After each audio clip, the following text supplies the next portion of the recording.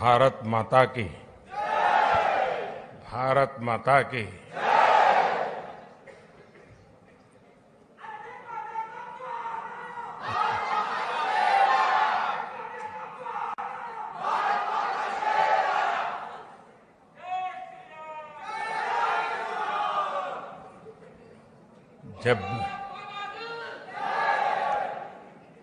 जब भी मैं जापान आता हूं तो मैं हर बार देखता हूं कि आपकी स्नेह वर्षा हर बार बढ़ती ही जाती है।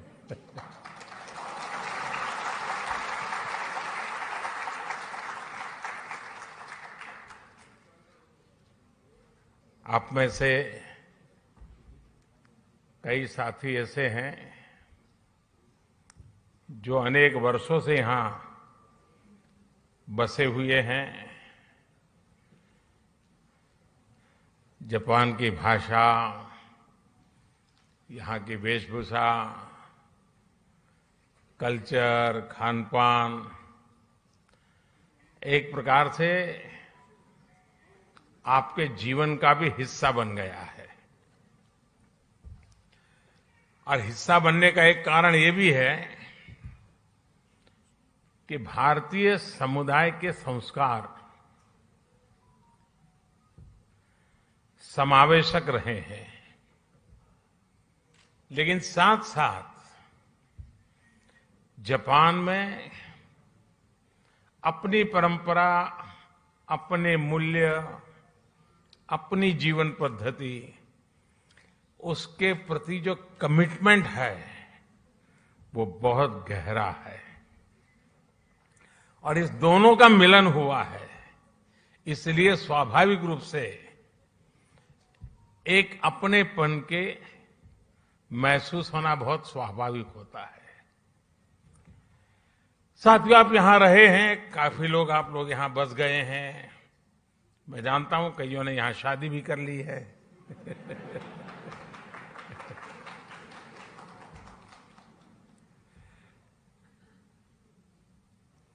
लेकिन ये भी सही है कि इतने सालों से यहां जुड़ने के बावजूद भी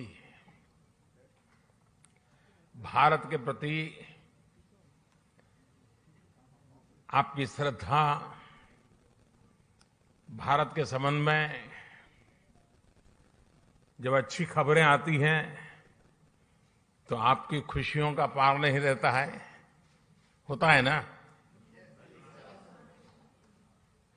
और कभी कोई बुरी खबर आ जाए तो सबसे ज्यादा दुखी भी आप ही होते हैं।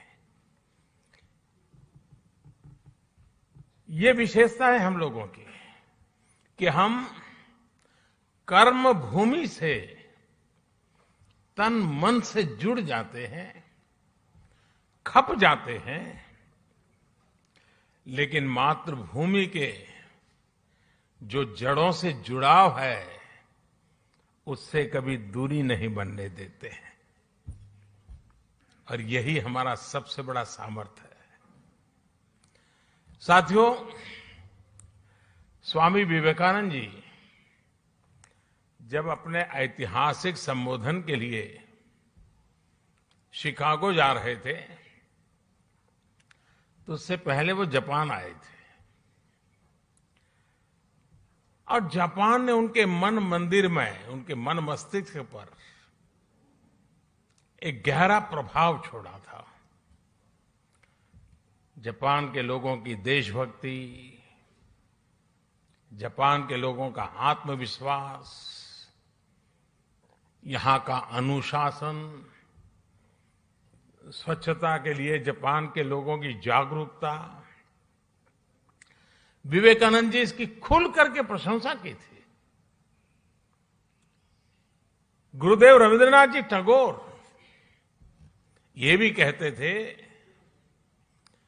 जापान एक ऐसा देश है जो एक ही साथ प्राचीन भी है और आधुनिक भी है।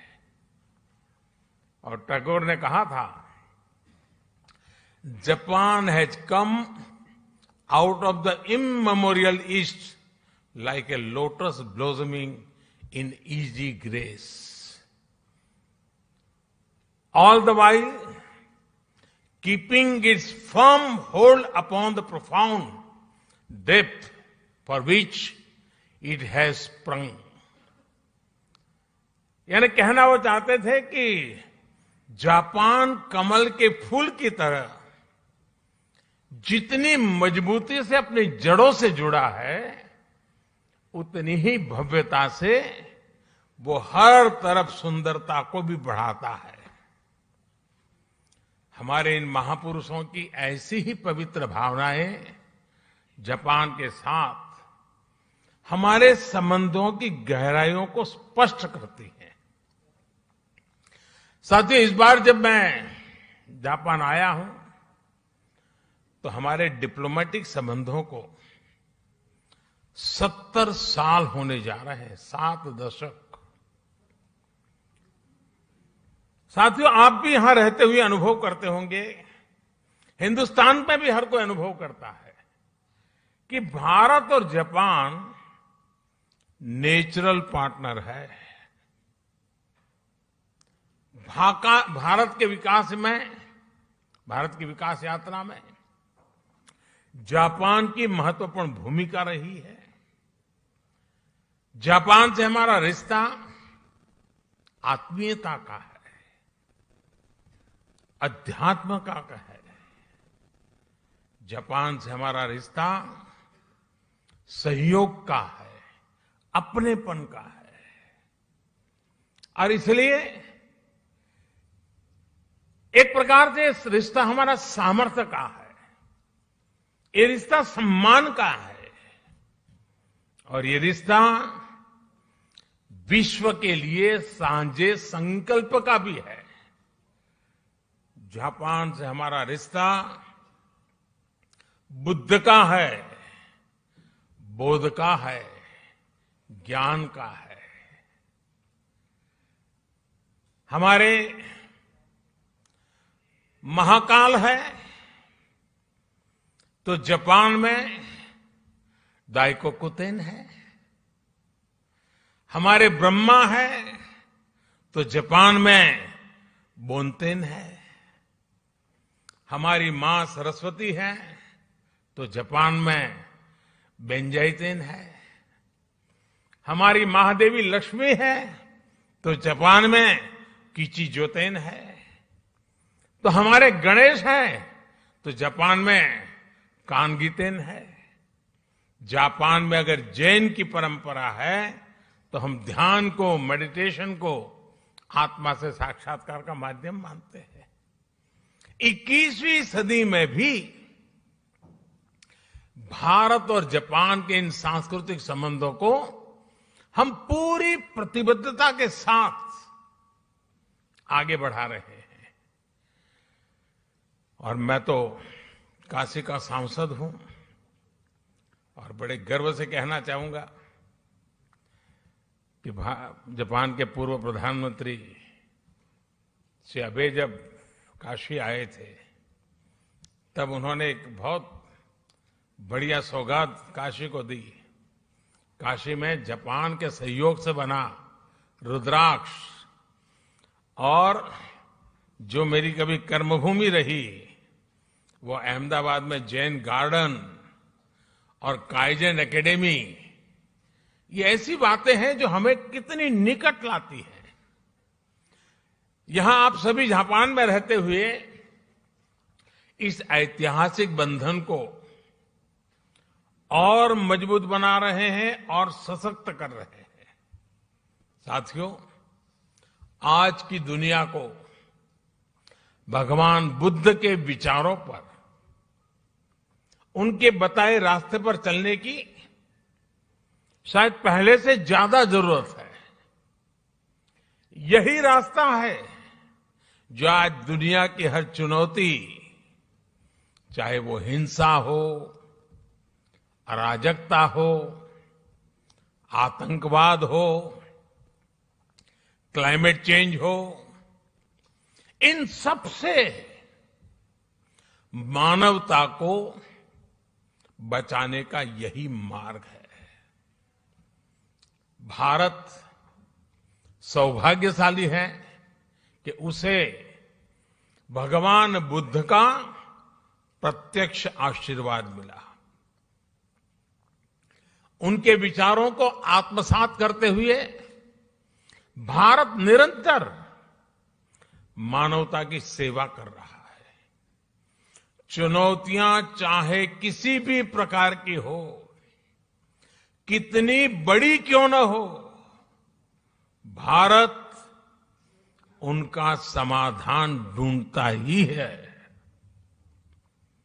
कोरोना से दुनिया के सामने जो 100 साल का सबसे बड़ा संकट पैदा हुआ,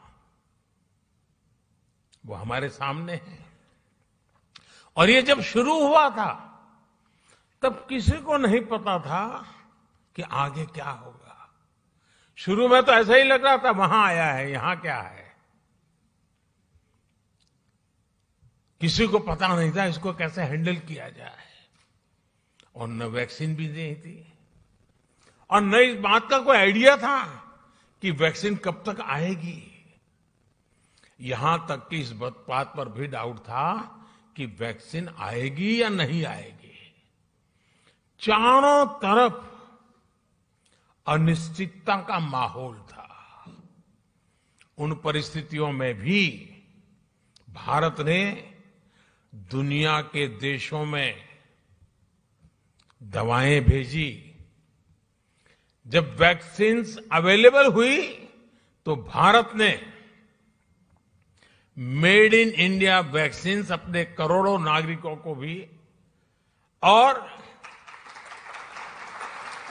दुनिया के 100 से अधिक देशों को भी भेजी।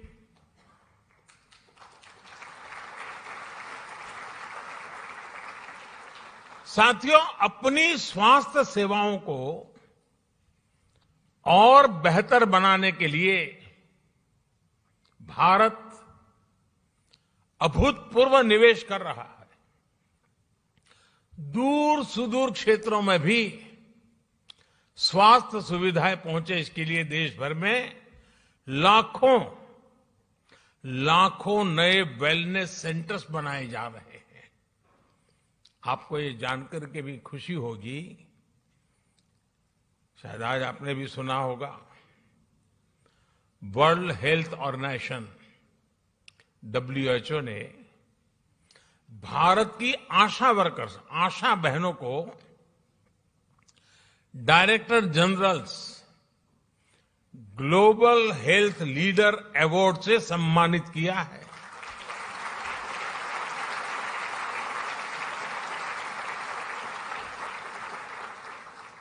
भारत की लाखों आशा बहनें मैटरनल केयर से लेकर के वैक्सीनेशन तक, पोषण से लेकर के स्वच्छता तक देश के स्वास्थ्य अभियान को गति दे रही है। और गांव के अंदर मैं आज जापान की धरती से हमारी सभी आशा वर्कर बहनों को हृदय से बहुत बहुत बधाई देता हूं, उनको सैल्यूट करता हूं।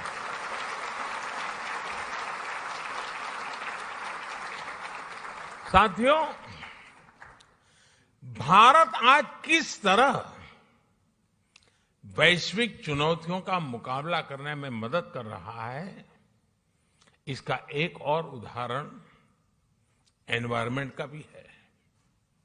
आज क्लाइमेट चेंज विश्व के सामने मौजूद एक महत्वपूर्ण संकट बन गया है। हमने भारत में इस चुनौती को देखा भी और उस चुनौती से स्थायी समाधान के लिए रास्ते भी खोजने की दिशा में हम आगे बढ़े। भारत ने 2070 तक नेट जीरो के लिए कमिट किया है।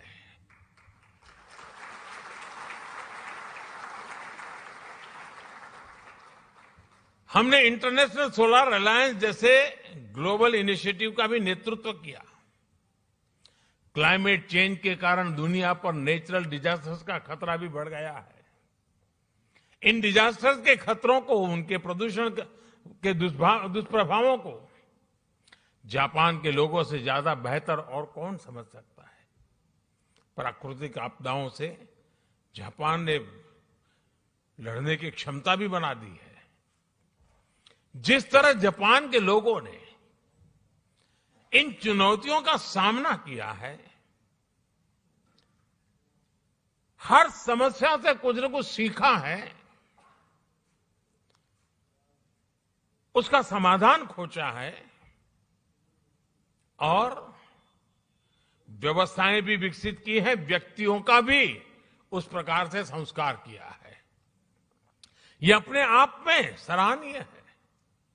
इस दिशा में भी भारत ने CDRI यानी coalition for disaster resilient infrastructure में लीड ली है। साथियों, भारत आज ग्रीन फ्यूचर, ग्रीन जॉब्स के लिए, कैरियर रोडमैप के लिए भी बहुत तेजी से आगे बढ़ रहा है। भारत में इलेक्ट्रिक मोबिलिटी को व्यापक प्रोत्साहन दिया जा रहा है। ग्रीन हाइड्रोजन को हाइड्रोकार्बन का विकल्प बनाने के लिए विशेष मिशन शुरू किया गया है। बायोफ्यूल से जुड़ी रिसर्च और इंफ्रास्ट्रक्चर के निर्माण पर बहुत बड़े स्केल पर काम चल रहा है। भारत ने इस दशक के अंत तक अपनी टोटल इंस्टॉल्ड पावर कैपेसिटी का 50% नॉन फॉसिल फ्यूल से पूरा करने का संकल्प लिया है।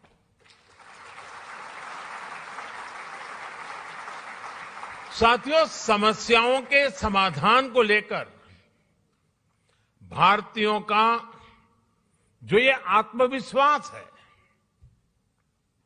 ये आत्मविश्वास आज हर क्षेत्र में, हर दिशा में, हर कदम पर दिखाई देता है। ग्लोबल सप्लाई चेन को जिस प्रकार बीते 2 सालों में नुकसान पहुंचा है, पूरी सप्लाई चेन सवालिया निशान में घिरी हुई है।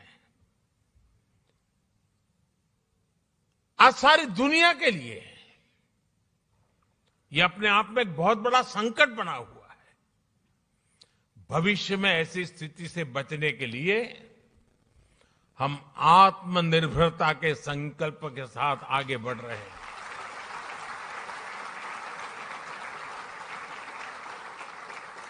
और आत्मनिर्भरता का ये हमारा संकल्प सिर्फ भारत के लिए है ऐसा नहीं है। ये एक stable, trusted global supply chain के लिए भी बहुत बड़ा इन्वेस्टमेंट है।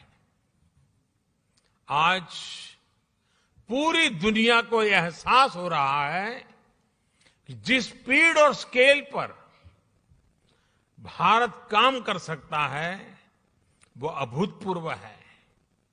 दुनिया को आज ये भी दिख रहा है कि जिस स्केल पर भारत अपनी इंफ्रास्ट्रक्चर और इंस्टीट्यूशनल कैपेसिटी बिल्डिंग उस पर जो जोर दे रहा है यह भी अभूतपूर्व है। मुझे खुशी है कि हमारी इस कैपेसिटी के निर्माण में जापान एक अहम भागीदार है। Mumbai Ahmedabad high speed rail हो, दिल्ली मुंबई इंडस्ट्रियल कॉरिडोर हो, डेडिकेटेड फ्रेट कॉरिडोर हो, ये भारत जापान के सहयोग के बहुत बड़े उदाहरण हैं। साथियों, भारत में हो रहे बदलावों में एक और खास बात है। हमने भारत में एक स्ट्रांग और रेजिलिएंट रिस्पॉन्सिबल डेमोक्रेसी की पहचान बनाई है। उसको बीते 8 सालों में हमने लोगों के जीवन में सकारात्मक बदलाव का माध्यम बनाया है। भारत की डेमोक्रेटिक प्रोसेस से आज समाज के वो लोग भी जुड़ रहे हैं जो कभी गौरव के साथ ये अनुभव नहीं कर रहे थे कि वो भी इसका हिस्सा है।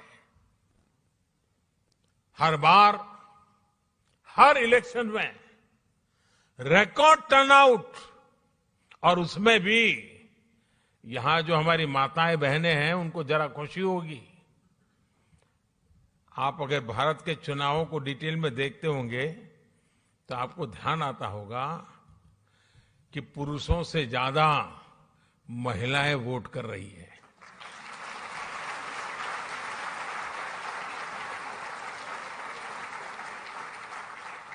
ये इस बात का प्रमाण है कि भारत में डेमोक्रेसी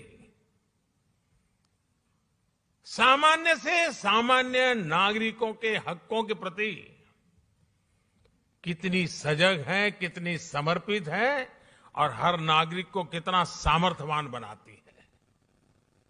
साथियों, मूल सुविधाओं के साथ साथ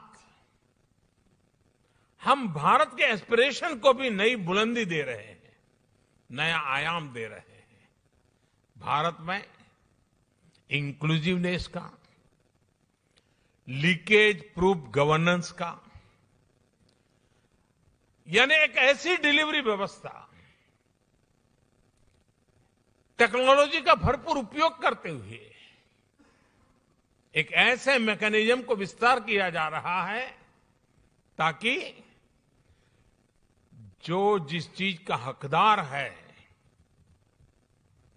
वो बिना मुसीबतें, बिना कोई सिफारिश को, बिना कोई करप्शन किए अपने हक को प्राप्त कर सकता है, और उसमें हम पूरी ताकत से जुटे हुए हैं।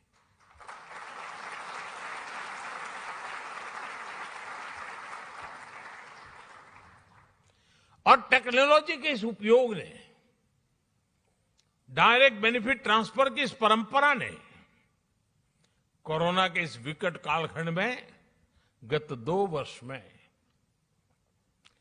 भारत की और खास करके भारत के दूर सुदूर गांव में रहने वाले, जंगलों में रहने वाले हमारे नागरिकों के हकों की बहुत बड़ी रक्षा की है, उनकी मदद की है। साथियों, भारत का बैंकिंग सिस्टम इन मुश्किल हालात में भी निरंतर चलता रहा, और उसका एक कारण भारत में जो डिजिटल रिवॉल्यूशन आया है,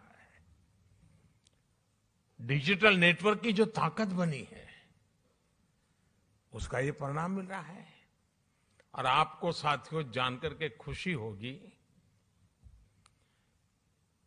पूरी दुनिया में जो डिजिटल ट्रांजैक्शन होते हैं ना, कैशलेस,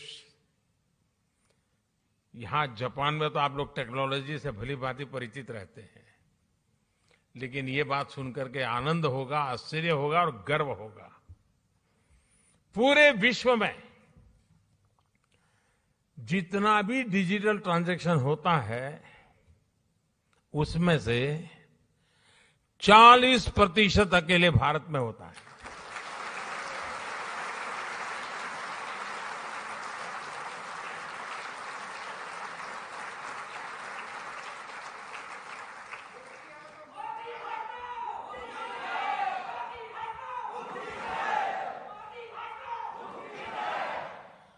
कोरोना के शुरुआती दिनों में जब सब बंद था, उस संकट के कालखंड में भी भारत सरकार एक क्लिक बटन दबा करके एक साथ करोड़ों भारतीयों तक आसानी से उनके लिए जो मदद पहुंचानी है पहुंचा पाते थे।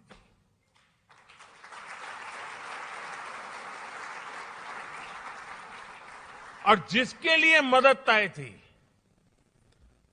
उसी को मिली समय पर मिली और इस संकट से जूझने का उसे सामर्थ्य भी मिला। भारत में आज सही मायने में पीपल लेड गवर्नेंस काम कर रही है। गवर्नेंस का यही मॉडल डिलीवरी को एफिशिएंट बना रहा है। यही डेमोक्रेसी पर निरंतर मजबूत होते विश्वास का सबसे बड़ा कारण है। साथियों, आज जब भारत आजादी के 75 साल मना रहा है, आजादी का अमृत महोत्सव मना रहा है, तो वो आने वाले 25 साल यानी आजादी के 100वें वर्ष तक हिंदुस्तान को हमें कहां पहुंचाना है, किस ऊंचाई को प्राप्त करना है, विश्व में हमारे झंडा कहां कहां कैसे कैसे गाड़ना है, आज हिंदुस्तान उस रोड मैप तैयार करने पर लगा हुआ है।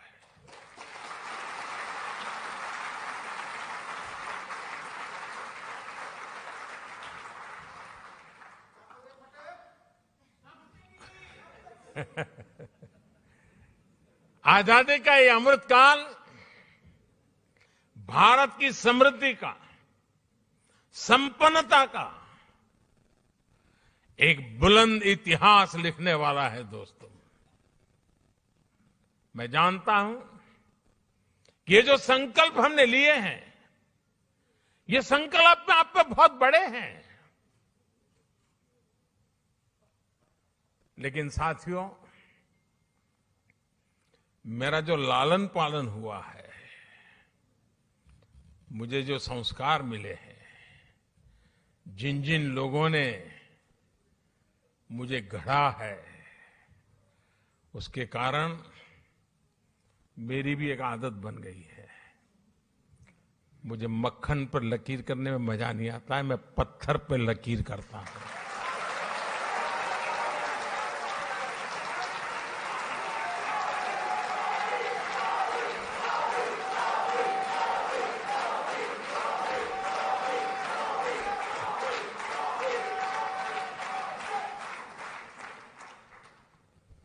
लेकिन साथियों, सवाल मोदी का नहीं है। आज हिंदुस्तान से 130 करोड़ लोग, और मैं जापान में बैठे हुए लोगों के भी आंखों में वही देख रहा हूं, आत्मविश्वास। 130 करोड़ देशवासियों का आत्मविश्वास, 130 करोड़ संकल्प, 130 करोड़ सपने, और इस 130 करोड़ सपनों को पूर्ण करने का ये विराट सामर्थ्य परिणाम निश्चित लेकर रहेगा। दोस्तों, हमारे सपनों का भारत हम देख के रहेंगे।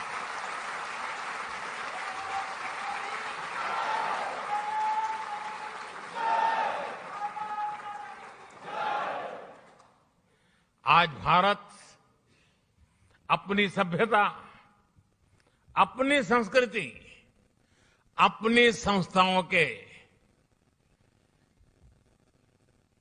अपने खोए हुए विश्वास को फिर से हासिल कर रहा है। दुनिया भर में कोई भी भारतीय आज सीना तान करके, आंख में आंख मिला करके हिंदुस्तान की बात बड़े गर्व से कर रहा है। ये परिवर्तन आया है।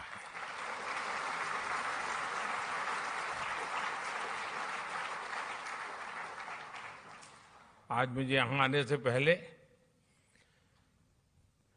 भारत की महानताओं से प्रभावित कुछ लोग जो अपना जीवन खपा रहे हैं, ऐसे लोगों के दर्शन करने का मुझे मौका मिला, और बड़े गर्व से वो कह रहे थे योग की बातें। वो योग को समर्पित है। जापान में भी शायद ही कोई होगा जिसको योग की कल्पना न हो। हमारा आयुर्वेद, हमारी पारंपरिक चिकित्सा पद्धति, आजकल तो हमारे मसाले सब दूर, उसकी मांग बढ़ रही है। लोग हमारी हल्दी मंगवा रहे हैं। इतना ही नहीं साथियों, हमारी खादी, वरना तो आजादी के बाद धीरे धीरे धीरे धीरे उन नेताओं के कॉस्ट्यूम बनकर के रह गई थी।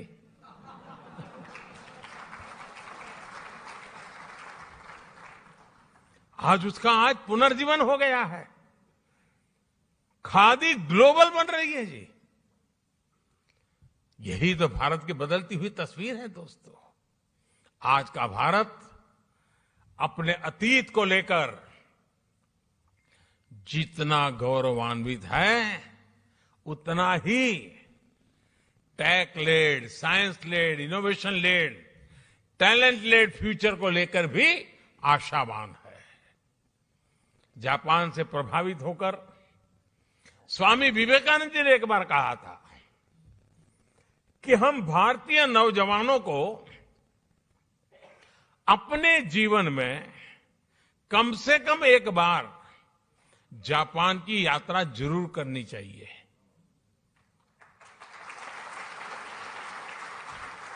आप लोग ये वाक्य पढ़ करके आएंगे हो ऐसा मैं तो नहीं मानता हूं, लेकिन विवेकानंद जी ने भारत के लोगों को कहा था कि भाई एक बार देखकर तो आओ जापान है कैसा।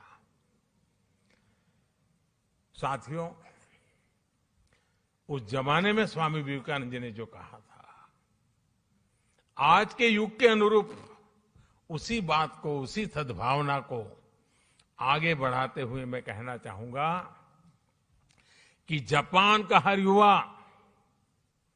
अपने जीवन में कम से कम एक बार भारत की यात्रा करे।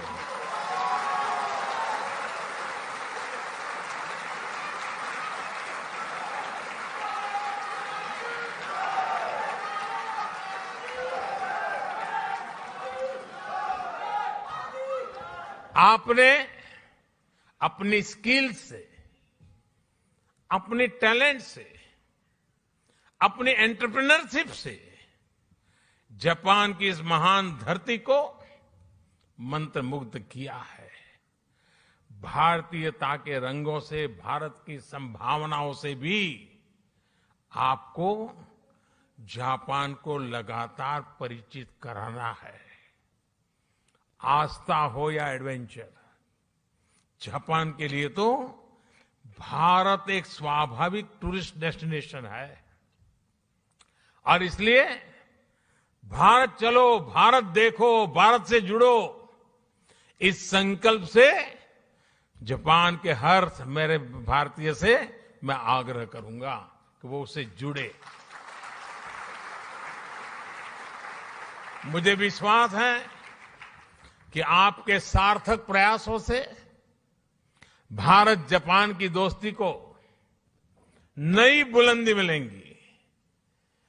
इस अद्भुत स्वागत के लिए, और मैं देख रहा था, अंदर आ रहा था, चारों तरफ जोश, नारे, उत्साह, और जितना भारत को आप अपने में जीने की कोशिश करते दिख रहे हो, ये सचमुच में दिल को छूने वाला है।